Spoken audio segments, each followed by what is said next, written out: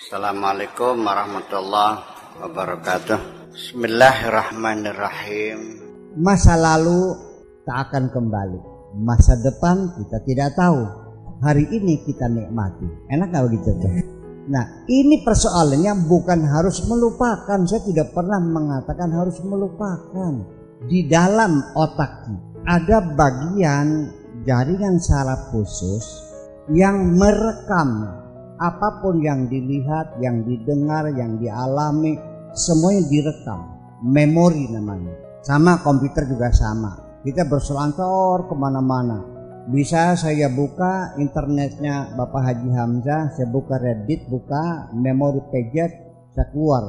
Berselancar kemana tadi malamnya. Itu bisa saja satu kali paget, erase atau delete, hilang semua. Tapi memori dalam otak kita tidak bisa sekaligus. Semuanya sifatnya kasuistik. Penderitaan ketika menemukan suaminya sedang berselingkuh, simpen. Kemudian ditipu orang sekian juta, lain kasusnya. Nggak bisa sekaligus nih, satu persatu diselesaikannya. Jadi bahwa karena semua yang terjadi itu disimpan dalam memori, sekarang begini. Kalau kita mengenang masa lalu yang indah-indah, pada waktu kita kenalan pertama sambil makan ayam goreng di pojok sana tuh. Dulu ketemu sama cewek yang kita cintai, kita cerita dulu, kemesraan dulu. Tersenyum nggak? Tersenyum nggak?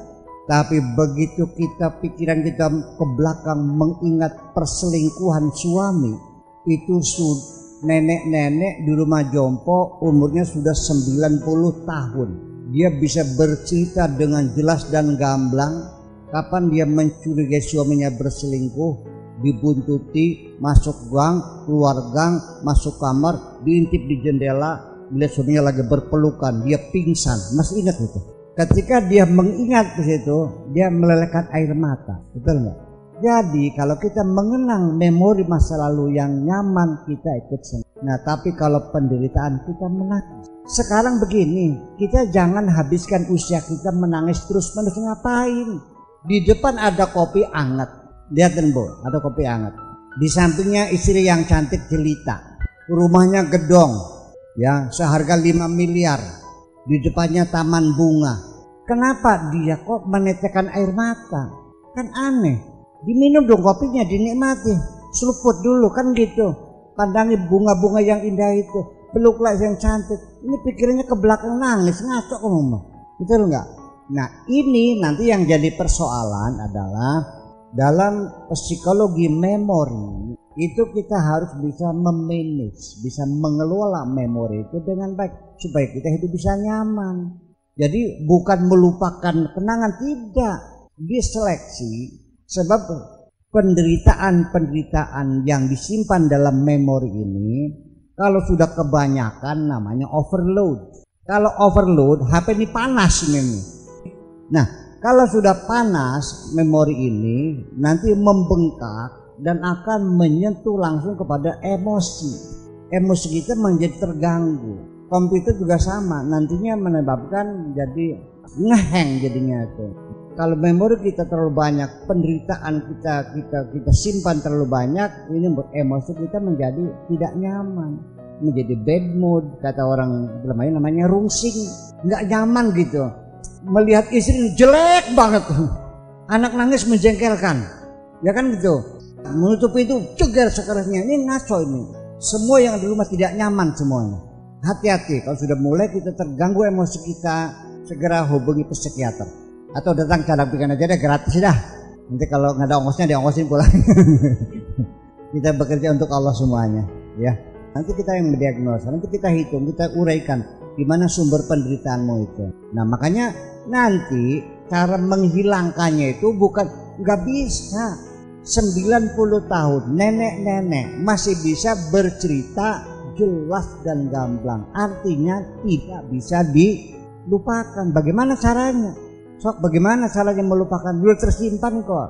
Yang ada itu caranya adalah 1, kita mengabaikan. 2, mengalihkan perhatian. 3, mencari kesibukan-kesibukan. 4, yaitu kita memaafkan.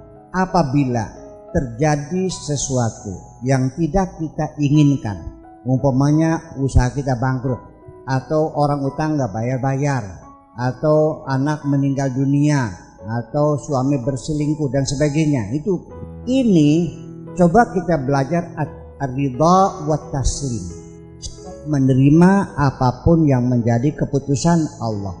Katakan, ya Allah, mangga silakan, aku siap menerimanya dengan segala senang hati. Aku tidak tahu di balik ini mungkin ada hikmahnya. Paham nggak?